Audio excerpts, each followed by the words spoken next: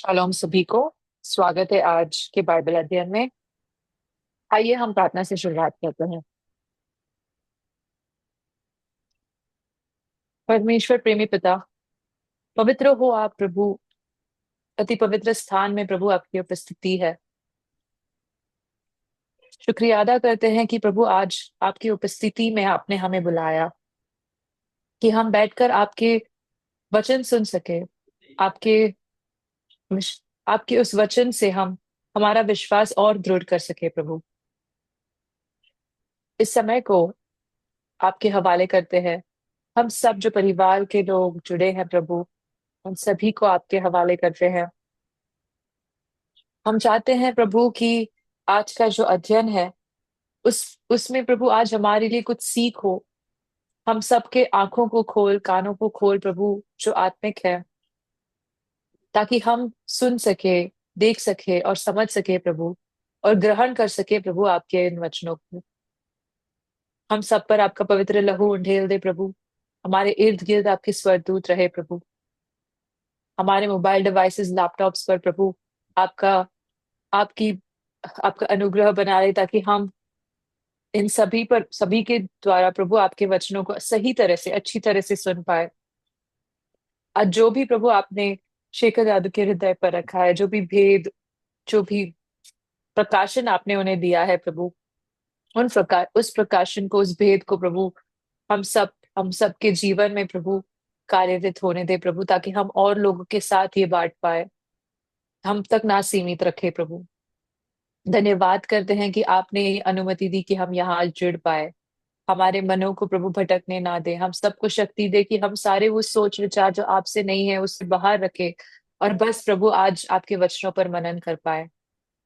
प्रभु, जिन तक भी मैसेजेस पहुंचे हैं उनको भी प्रभु आप यहाँ जुड़ने की अनुमति दे प्रभु। हमारे सारे भाई बहन जहां से भी जुड़ने वाले हैं प्रभु, उन सभी पर आपका अनुग्रह, आपकी कृपा, आपकी दया मांगते हैं। शेखर दादू पर आपकी अनुग्रह कृपा मांगते हैं। उन पर आपकी प्रसन्नता हमेशा बनी रहे प्रभु। उनके इर्द गिर्द आपके स्वर्गदूत बने रहे, उन पर आपकी अच्छी सेहत बनी रहे प्रभु। और उनको आपके राज्य में इस्तेमाल कर प्रभु, जैसे आपने इतने सालों से किया है प्रभु, और भी अच्छे से कर प्रभु। और प्रभु, हमें भी मौका दे प्रभु कि हम भी इसमें जुड़ पाए प्रभु, कि जो भी वचन भेद आपने उनके द्वारा हमें सिखाया, हम भी वो लोगों तक पहुंचा पाए प्रभु। धन्यवाद करते हैं उनको, उनके लिए प्रभु, हमारे जीवन में और हमारे लिए प्रभु, कि आपने हमें हमें जोड़े रखा शेखर दादू से प्रभु। धन्यवाद करते हैं, शुक्रिया अदा करते हैं। सभी को, यहाँ पर जो भी सब जुड़े हैं प्रभु, सभी को आपके राज्य के लिए बचा प्रभु। एक भी आत्मा कभी भी भटके ना, कहीं खोए ना प्रभु, बस आपके राज्य के लिए बचा रहे। हम और हमारा पूरा परिवार प्रभु आपके राज्य के लिए प्रभु उद्धार पाए प्रभु।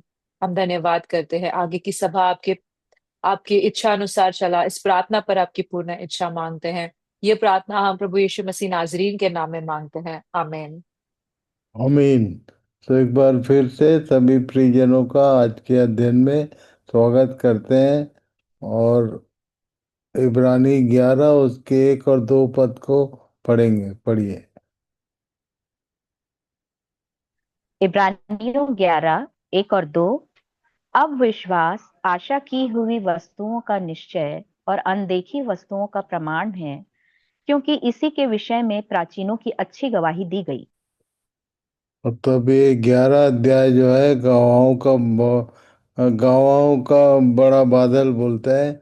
और इसलिए पूरे 11 अध्याय को ध्यान करिए, याद रखिए। और यहाँ पर विश्वास की परिभाषा बताई गई है। विश्वास आशा की हुई वस्तुओं का निश्चय और अनदेखी वस्तुओं का प्रमाण है। पढ़िए।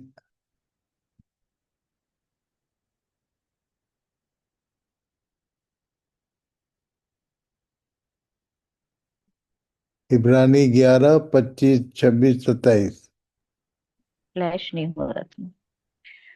इब्रानियों 11, 25, 27 तक।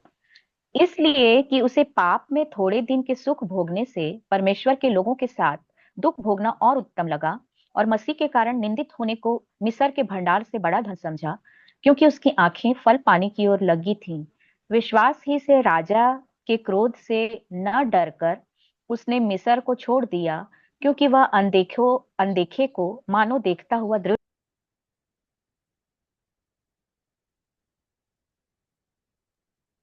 Hebrews chapter 11, verses 25 to 27. He chose to be mistreated along with the people of God rather than to enjoy the fleeting pleasures of sin. He regarded disgrace for the sake of Christ as of greater value than the treasures of Egypt, because he was looking ahead to his reward. By faith he left Egypt, not fearing the king's anger. He persevered because he saw him who is invisible. एक word है यहाँ पर, उसको जरूर underline करके रखे। By faith, विश्वास ही से। ये इसके विषय में आज हम लोग ध्यान करेंगे कि जो बातें दिखती नहीं थी उनको देखते थे लोग। और तब इसी के विषय में आज हम लोग पिछले दिनों में मैंने बोला था कि इस विषय के साथ इस विषय को कुछ बातें मैं बताऊंगा। पढ़िए कुलुस्सी 3 उसका 1 और 2। कुलुस्सियों 3, 1 और 2। सो जब तुम मसीह के साथ जिलाए गए तो स्वर्गीय वस्तुओं की खोज में रहो, और जहां मसीह वर्तमान है और परमेश्वर के दाहिनी ओर बैठा है, पृथ्वी पर की नहीं परंतु स्वर्गीय वस्तुओं पर ध्यान लगाओ। Colossians chapter 3, verses 1 and 2. Since then, you have been raised with Christ. Set your hearts on things above, where Christ is, seated at the right hand of God. Set your minds on things above, not on earthly things. Set your hearts on things above, स्वर्गीय वस्तुओं की खोज में रहो। जो चीजें दिखती नहीं है अभी, हम तो विश्वास करते हैं कि एकदम हम जाएंगे वहाँ, पर परमेश्वर के वचन को यदि हम ध्यान से पढ़ें तो स्वर्गीय वस्तुओं की चर्चा की गई है। पढ़िए। फिलिप्पियों 3, 13 और 14। हे भाइयों, मेरी भावना यह नहीं कि मैं पकड़ चुका हूं, परंतु केवल यह एक काम करता हूं कि जो बातें पीछे रह गई हैं उनको भूलकर आगे की बातों की ओर बढ़ता हुआ निशानी की ओर दौड़ा चला जाता हूं, ताकि वह इनाम पाऊं जिसके लिए परमेश्वर ने मुझे मसीह यीशु में ऊपर बुलाया है। ये बोलता था कि एक काम करता हूँ, 3 in 1 मैं बोला करता हूँ। एक काम में 3 बातें, जो बातें पीछे रह गई उनको भूलना पहला। दूसरी बात, आगे की बातों की ओर बढ़ता हुआ निशानी की ओर दौड़ लगाने का। और तब ये बोल रहा था कि एक इनाम है मेरे लिए। वो कौन सा इनाम, उसको उसने डिक्लेयर किया। पढ़िए।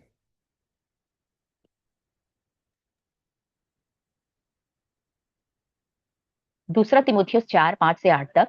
तो सब बातों में सावधान रह, दुख उठा, सुसमाचार प्रचार का काम कर और अपनी सेवा को पूरा कर, क्योंकि अब मैं अर्घ की नाई उंडेला जाता हूँ और मेरे कूच का समय आ पहुंचा है। मैं अच्छी कुश्ती लड़ चुका हूँ, मैंने अपनी दौड़ पूरी कर ली है, मैंने विश्वास की रखवाली की है। भविष्य में मेरे लिए धर्म का वह मुकुट रखा हुआ है, जिसे प्रभु जो धर्मी और न्यायी है मुझे उस दिन देगा, और मुझे ही नहीं वरन उन सबको भी जो उसके प्रकट होने को प्रिय जानते हैं। 2 Timothy chapter 4, verses 5 to 8. But you keep your head in all situations, endure hardship, do the work of an evangelist, discharge all the duties of your ministry. For I am already being poured out like a drink offering, and the time for my departure is near. I have fought the good fight, I have finished the race, I have kept the faith. Now there is in store for me the crown of righteousness, which the Lord, the righteous judge, will award to me on that day. And not only to me, but also to all who have longed for his appearing. Crown of righteousness, धर्म का वो मुकुट बोलता है। जो लोग उसका इंतजार कर रहे हैं उनको मिलेगा। ये स्वर्गीय वस्तु है जिस पर अपना ध्यान केंद्रित करने की बात हम लोग देख रहे हैं। पहली बात, क्राउन ऑफ राइचियसनेस। पढ़िए।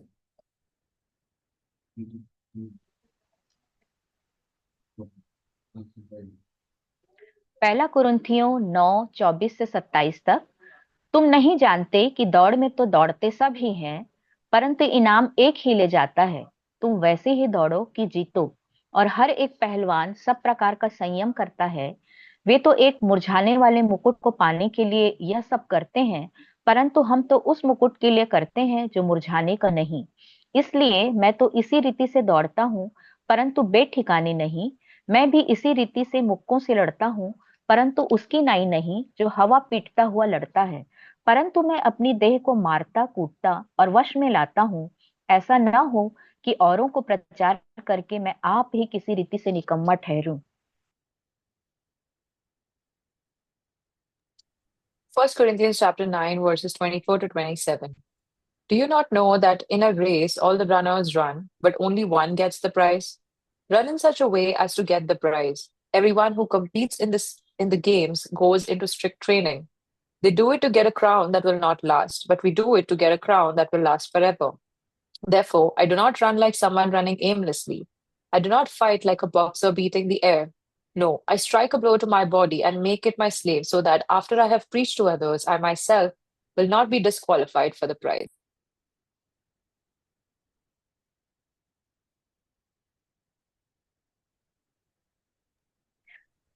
प्रकाशित वाक्य 2 का 10। जो दुख तुझको झेलने होंगे उनसे मत डर, क्योंकि देखो शैतान तुम में से कितनों को जेल खाने में डालने पर है, ताकि तुम परखे जाओ, और तुम्हें 10 दिन तक क्लेश उठाना होगा। प्राण देने तक विश्वासी रह, तो मैं तुझे जीवन का मुकुट दूंगा। Revelation chapter 2, verse 10. Do not be afraid of what you are about to suffer.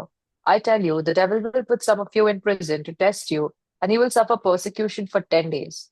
Be faithful, even to the point of death, and I will give you life as your victor's crown. Persecution, क्लेश उठाने का प्रतिफल, जीवन का मुकुट। इन बातों को याद कर रखे पढ़िए।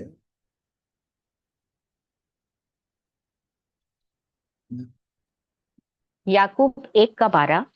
धन्य है वह मनुष्य जो परीक्षा में स्थिर रहता है, क्योंकि वह खरा निकलकर जीवन का वह मुकुट पाएगा जिसकी प्रतिज्ञा प्रभु ने अपने प्रेम करने वालों को दी है।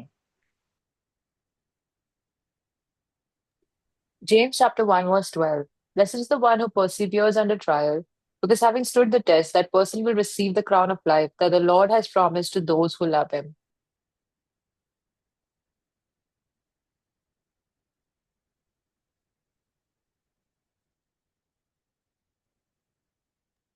पहला थिस्सलुनीकियों 2:19 और 20।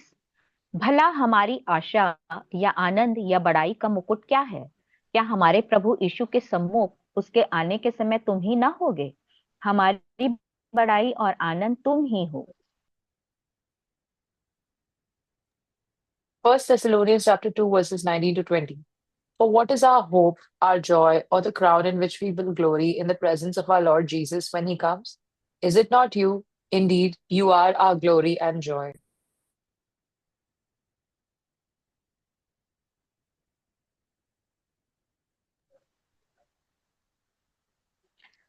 पहला पत्रस 5:1 से 4 तक। तुम में जो प्राचीन है, मैं उनकी नाई प्राचीन और मसीह के दुखों का गवाह और प्रकट होने वाली महिमा में सहभागी होकर उन्हें यह समझाता हूँ कि परमेश्वर के उस झुंड की जो तुम्हारे बीच में है रखवाली करो, और यह दबाव से नहीं, परंतु परमेश्वर की इच्छा के अनुसार आनंद से, और नीच कमाई के लिए नहीं, पर मन लगाकर। और जो लोग तुम्हें सौंपे गए हैं उन पर अधिकार न जताओ, वरन झुंड के लिए आदर्श बनो। और जब प्रधान रखवाला प्रकट होगा तो तुम्हें महिमा का मुकुट दिया जाएगा जो मुरझाने का नहीं। 1 Peter chapter 5, verses 1 to 4. To the elders among you, I appeal as a fellow elder and a witness of Christ's suffering, who also will share in the glory to be revealed. Be shepherds of God. Be shepherds of God's flock that is under your care, watching over them, not because you must, but because you are willing, as God wants you to be, not pursuing dishonest gain, but eager to serve, not lording it over those entrusted to you, but being examples to the flock. And when the chief shepherd appears, you will receive the crown of glory that will never fade away.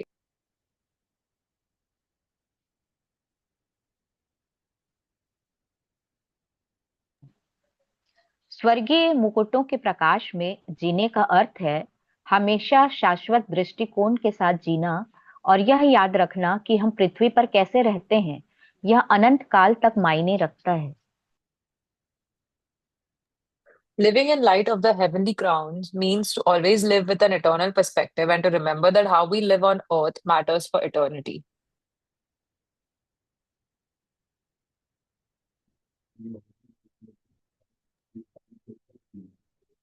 प्रत्येक मुकुट विश्वास योग्य जीवन के एक विशिष्ट पहलू का प्रतिनिधित्व करता है। अविनाशी मुकुट हमें अपने आध्यात्मिक यात्रा में आत्म संयम और अनुशासन का पालन करने के लिए प्रेरित करता है। धार्मिकता का मुकुट हमें अटूट आशा के साथ मसीह के आगमन की प्रतीक्षा करने के लिए प्रेरित करता है।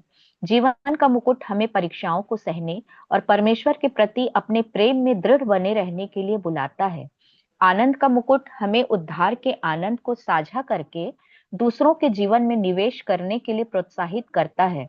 और महिमा का मुकुट हमें विश्वास योग्यता से सेवा करने की याद दिलाता है। Each crown represents a distinct aspect of faithful living. The imperishable crown urges us to pursue self control and discipline in our spiritual journey. The crown of righteousness inspires us to anticipate Christ's return with unwavering hope. The crown of life calls us to endure trials and remain steadfast in our love for God. The crown of rejoicing encourages us to invest in the lives of others by sharing the joy of salvation. And the crown of glory reminds us to serve faithfully.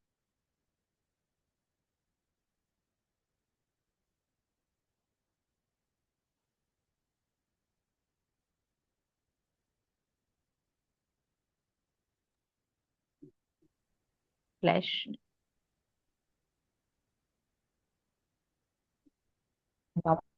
Flash नहीं हो रहा है। हाँ, ये मुकुट परमेश्वर की कृपा पाने के लिए नहीं, बल्कि पूरे दिल से परमेश्वर की कृपा का जवाब देने के लिए है। हम अपने हर काम में परमेश्वर के लिए जीने का प्रयास कर सकते हैं, यह जानते हुए कि हमारी वफादारी का फल अनंत काल में मिलेगा। आइए हम अपनी आंखें मसीह पर टिकाएं, जो हमें दौड़ में दौड़ने और अपने प्रतिज्ञा किए हुए मुकुट प्राप्त करने की शक्ति देते हैं। These crowns are not about earning favor from God, but about responding to God's grace with wholehearted devotion. We can live intentionally, striving to live for God in all we do, knowing that our faithfulness will be rewarded in eternity. May we keep our eyes fixed on Christ, who empowers us to run the race and receive the crowns he has promised.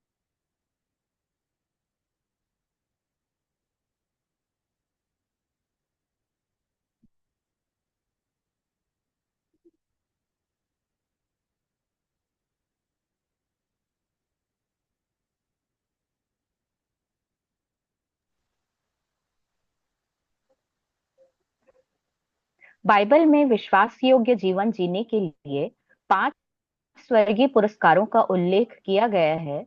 अविनाशी, धर्मी, जीवनदायी,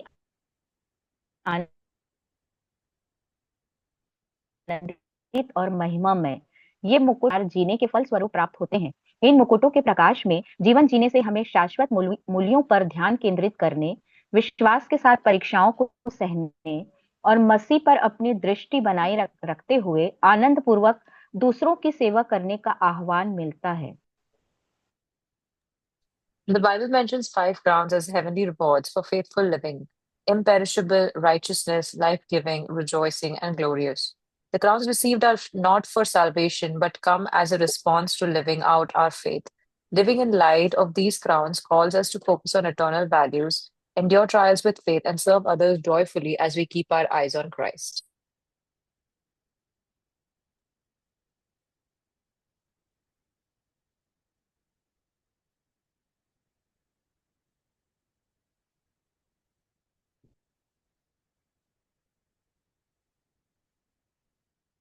यहाँ पर कुछ प्रश्न बल्कि है। इन प्रश्नों के साथ अपने आप को अपनी चौकसी करें और दूसरों की भी सहायता करें। पढ़िए।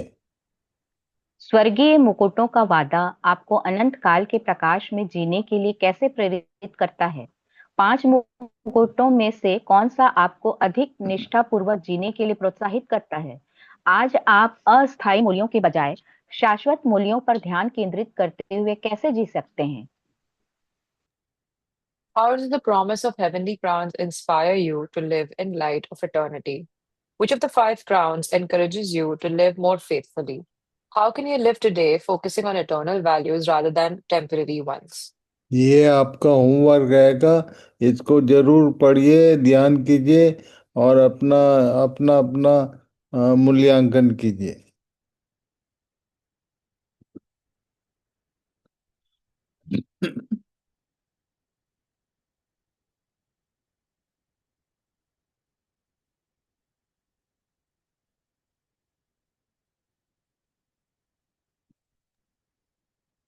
हम दूसरों को मसीह पर अपनी नजर बनाए रखने और एक शाश्वत दृष्टिकोण के साथ जीने के लिए कैसे प्रोत्साहित कर सकते हैं?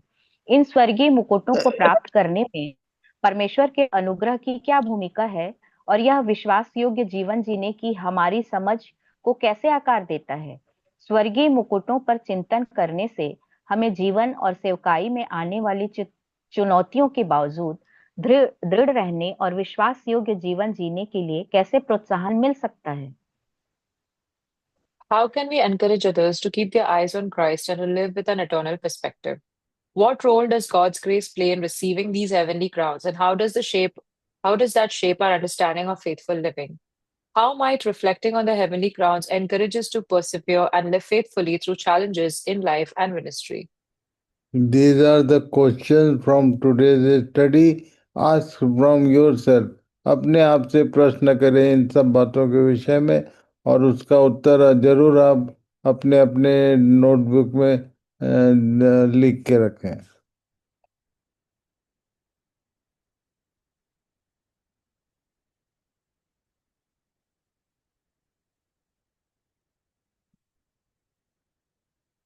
तो मैंने आज स्वर्गीय वस्तुओं के विषय में बताया। इन बातों को ध्यान करिए, समझिए, दूसरों की भी सहायता करिए। So pastor please pray for all. Yes भैया, hallelujah, praise you Jesus, thank you Lord. दयालु प्रेमी पिता, आपका धन्यवाद करते हैं सुंदर संगति के लिए प्रभु। आपने हम सबको एक बार फिर आपके पंखों तले लाया प्रभु, आपके सिंहासन के सामने बिठाकर प्रभु ये सारी बातें आपने हमें सिखाई। सचमुच प्रभु, हम कई बार हमारे इस बुलावट को हल्के में लेते हैं प्रभु, और उस जीवन के मुकुट पर कभी भी हम ध्यान नहीं केंद्रित करते प्रभु। हमारे इस जीवन को प्रभु जो आपने हमें दिया है, हम उसके योग्य भी नहीं ठहरते कई बार प्रभु, जिस तरह से हम अपने अपने आचरण को देखते हैं प्रभु। आज आपने एक बार फिर हमें चेताया प्रभु कि हमें इस पर ध्यान देना बहुत बहुत जरूरी है। जिस तरह से पौलुस हमारे लिए प्रभु एक उदाहरण बना, जिस तरह से प्रभु उन्होंने अपने अपने शरीर को मार पीट कर प्रभु वश में किया, प्रभु हमारी सहायता कर कि हम उस दौड़ में भाग लें प्रभु, वो दौड़ में जीतने के लिए भाग लें प्रभु, और अपने अपने शरीर को प्रभु इस कदर बुनाएं प्रभु कि हम उस जीवन के दौड़ में प्रभु यशस्वी हों, और वो जो आपने हमारे लिए निर्धारित किए हैं प्रभु, उन सारे मुकुटों को हम ग्रहण कर पाए प्रभु। आपका धन्यवाद करते हैं प्रभु, आपने हमें दलदल से निकाल कर प्रभु आपके उद्धार के मार्ग पर रखा।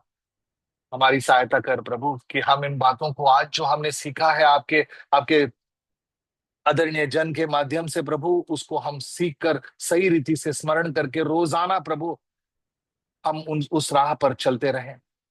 रोजाना प्रभु हम अपने आप को संयम के साथ प्रभु आपके वचन में बढ़ते बढ़ते रख सकें प्रभु। आपका धन्यवाद करते हैं। ये जो बाइबल अध्ययन प्रभु, ये आप ही की योजना के तहत प्रभु हमें ये वरदान मिला है।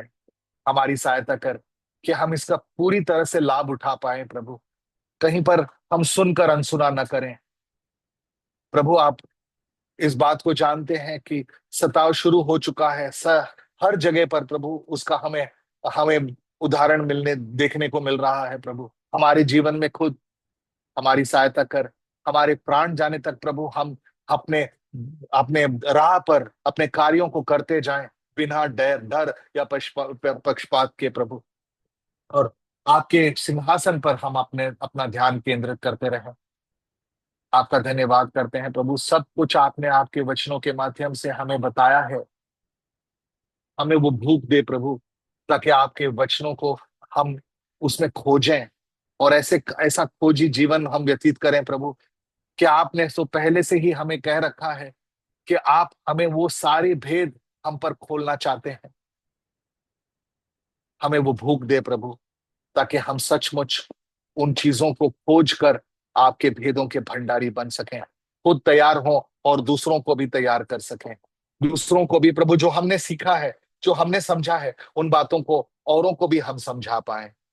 आपका धन्यवाद करते हैं प्रभु, आप आपके आदरणीय जन के लिए प्रभु, शेखर भैया के लिए आप प्रभु इस रोजाना बाइबल अध्ययन में प्रभु आप उन्हें ताकत देते हो, बल देते हो प्रभु, और एक ऐसा हृदय देते हो प्रभु कि हमारे लिए वो कष्ट उठाकर प्रभु इस अध्ययन में हमें हमारी अगुवाई करते हैं प्रभु। हम आपसे मांगते हैं उनके अच्छे सेहत के लिए प्रभु, कि वो खुद प्रभु जिस तरह से हमें सिखाते हैं, वो हमारे जैसे और लाखों करोड़ों लोग प्रभु अब उनसे सीख सकें, तैयार हो सकें, और प्रभु बहुत सारी आत्माएं आपके वो राज्य के लिए जीत पाए प्रभु।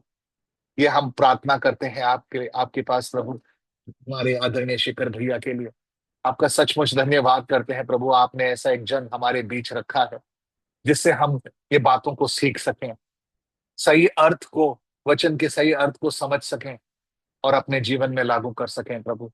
आपका एक बार फिर धन्यवाद करते हैं। सारे मेरे परिवार के लोग जो आज विभिन्न माध्यमों से जुड़े हुए हैं प्रभु, सबकी सहायता कर, सबकी सुधि ले प्रभु, ताकि कोई भी यहाँ पर इस वचन के प्रभु जो प्रभाव हमें देखने को मिल रहा है प्रभु, से वो कभी भटके ना प्रभु, और ध्यान रख के प्रभु वो आपके वचनों में बढ़ते जाएं।